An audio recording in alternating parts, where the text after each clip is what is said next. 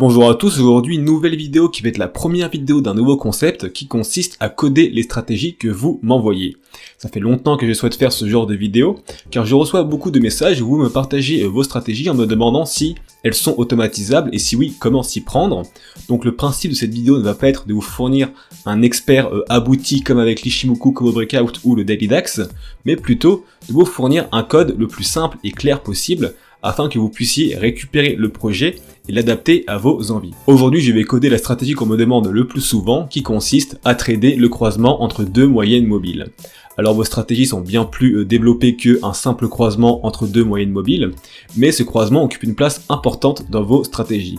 Donc je vais vous fournir dans cette vidéo un code assez minimaliste qui va uniquement trader les croisements entre deux moyennes mobiles, et vous pourrez le récupérer sur GitHub pour ajouter vos conditions. L'expert que je vais vous proposer va laisser l'utilisateur choisir toutes les caractéristiques des moyennes mobiles, qui sont la période, le shift, la méthode et les prix appliqués. La stratégie consiste à ouvrir un buy lorsque la moyenne mobile rapide dépasse la moyenne mobile lente et à ouvrir un sell lorsque la moyenne mobile lente dépasse la moyenne mobile rapide.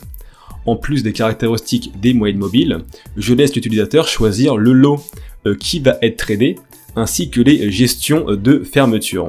Donc il y aura deux fermetures de position qui seront possibles. Tout d'abord une fermeture sur le croisement inverse. C'est quelque chose qui revient très souvent dans les stratégies que vous m'envoyez. Si le paramètre close cross est à true, alors l'expert fermera les positions lors du croisement inverse des moyennes mobiles. Enfin, il sera également possible de fermer les positions avec un stop loss suiveur qui sera exprimé en pourcentage du prix.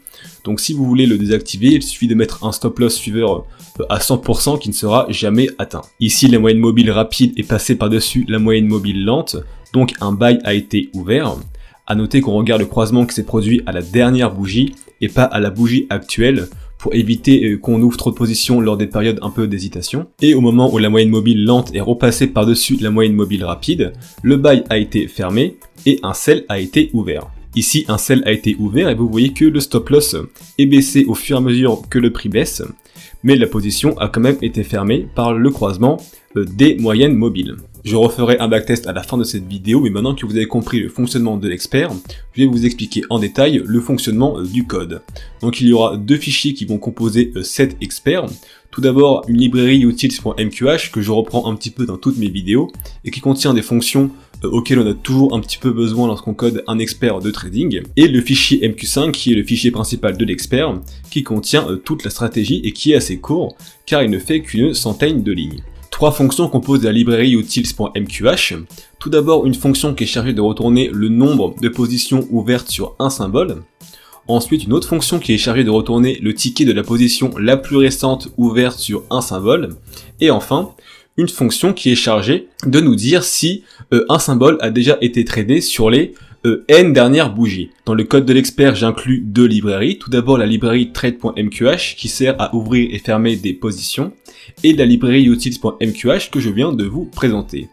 Vous retrouvez ici tous les inputs que j'ai définis et que je vous ai présentés en début de vidéo. Je vais commencer par vous présenter la fonction la plus importante de cet expert qui est la fonction getCrossSignal et qui retournera un nombre entier. Elle retournera 1 si la moyenne mobile rapide est passée par-dessus la moyenne mobile lente.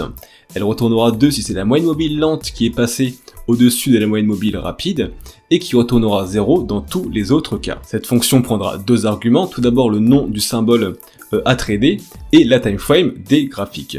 Tout d'abord je crée deux tableaux de nombres décimaux qui vont stocker les valeurs des moyennes mobiles, et ensuite je définis ces tableaux comme des séries temporelles classées par ordre décroissant dans le temps.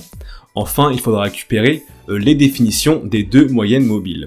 Donc si vous ne savez pas comment travailler avec des indicateurs techniques en MQL5, je vous invite à aller voir la vidéo que j'ai fait à ce sujet. Je charge mes tableaux avec les valeurs des deux moyennes mobiles grâce à la fonction copyBuffer et je récupère seulement deux valeurs par moyenne mobile, la valeur de la dernière bougie et la valeur de l'avant-dernière bougie. Je ne récupère pas la valeur de la bougie actuelle comme je vous l'ai dit tout à l'heure. Maintenant que j'ai récupéré mes moyennes mobiles, je regarde si la valeur de la moyenne mobile lente de l'avant-dernière bougie est supérieure à la valeur de la moyenne mobile rapide de l'avant-dernière bougie, et que lors de la dernière bougie, c'est la valeur de la lente qui est inférieure à la valeur de la rapide, alors il y a eu un croisement, la rapide est passée par-dessus la lente, et donc je retourne 1. C'est exactement l'inverse quand c'est la moyenne mobile lente qui dépasse la moyenne mobile rapide. On regarde si dans l'avant-dernière bougie, la moyenne mobile lente est inférieure à la moyenne mobile rapide, et si dans la dernière bougie, c'est la moyenne mobile lente qui est supérieure à la moyenne mobile rapide, alors on retourne 2. Dans tous les autres cas, nous retournons 0. Cet expert va ouvrir un buy lorsque la rapide dépasse la lente, donc lorsque cette fonction retourne 1, et ouvrira un sell lorsque la lente dépasse la rapide, donc quand cette fonction retourne un 2. Mais si vous voulez que ce soit l'inverse, vous n'avez qu'à mettre une valeur plus élevée dans fast EMA period que dans slow EMA period. Maintenant que j'ai la fonction qui retourne le signal d'ouverture, je peux coder la fonction qui va ouvrir une position quand aucune position n'est ouverte. Cette fonction est donc la fonction open qui est de type void et qui prend deux arguments, le symbole à trader et la timeframe du graphique. Je commence par instancier un objet de la classe cTrade pour pouvoir ouvrir une position. Je récupère le signal grâce à la fonction getCrossSignal que je viens de vous présenter et je récupère la valeur du ask et du bid pour ouvrir un buy ou un sell. Donc si le signal est égal à 1, alors j'ouvre un buy en précisant le volume que l'utilisateur a défini en input, le symbole à trader, le prix d'ouverture et le niveau du stop loss, là encore, avec l'input de l'utilisateur. Et dans le cas où le signal est égal à 2, c'est exactement l'inverse, mais avec un sell. Maintenant que j'ai codé l'ouverture de la position, il faut coder les deux cas de fermeture des positions. Donc le cas où la position se ferme avec le croisement inverse des moyennes mobiles, et le cas où il faut mettre à jour le stop loss suiveur. La fonction crossClose, vous l'aurez compris, est chargée de fermer une position lorsque le croisement inverse des moyennes mobiles intervient. Cette fonction ne retourne rien et prend deux arguments, le nom du symbole à trader et la timeframe du graphique. Je commence par instancier un objet de la classe cTrade pour pouvoir fermer une position. Je récupère la valeur du ticket de la position actuelle grâce à la fonction getLastTicket du utils.mqh et je récupère le signal grâce à la fonction getCrossSignal. Je sélectionne la position grâce au ticket et à la fonction positionSelectByTicket et je regarde si mon signal est égal à 2 mais que ma position est de type buy, alors le croisement inverse est intervenu et je ferme la position. Alors que si le signal est égal à 1 mais que ma position est de type sell, alors c'est également un croisement inverse qui est intervenu et donc je ferme la position. Pour mettre en place un stop loss suiveur, j'ai déjà fait une vidéo sur ce sujet. Cette fonction ne retourne également rien et elle prend aussi que deux arguments, le nom du symbole à trader et la timeframe du graphique. Tout d'abord, j'instancie un objet de la classe cTrade pour pouvoir modifier une position. Je récupère le ticket de la position actuelle grâce à la fonction getLastTicket et je récupère la valeur du point grâce à la fonction symbolInfoDouble.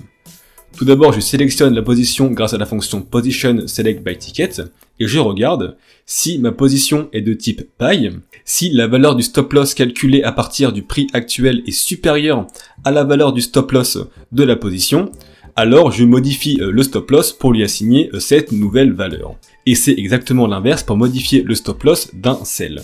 À noter ici que j'ai rajouté plus point et moins point, c'est pour s'assurer que le nouveau stop loss est bien supérieur pour les buys et inférieur pour les sells au stop loss actuel.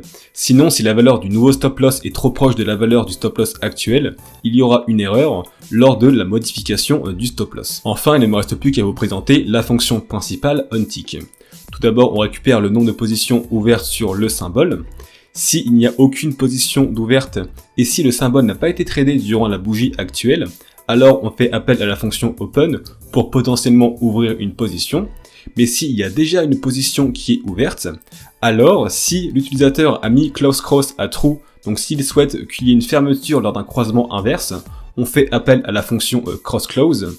Et sinon, dans tous les autres cas, on fait appel à la fonction updateStopLoss pour mettre à jour le stop loss suiveur. J'ai lancé une optimisation très rapidement sur l'EURUSD en H1 pour trouver une combinaison qui est un petit peu rentable. Bien que je pense que la stratégie est beaucoup trop simple pour l'instant pour vraiment être profitable, vous allez voir que juste un expert aussi simple comme ça peut produire des backtests qui sont assez sympas. Donc vous voyez ici la combinaison que j'ai backtestée. Elle définit une période pour la moyenne mobile lente à 100 et un mode de calcul simple, contrairement à la moyenne mobile rapide, qui elle est une moyenne mobile exponentielle, avec comme période 40. Le trading stop est défini à 0,75% et la fermeture au croisement inverse est activée. En 2 ans, le compte de trading est passé de 5 000 à peu près 6 500 €.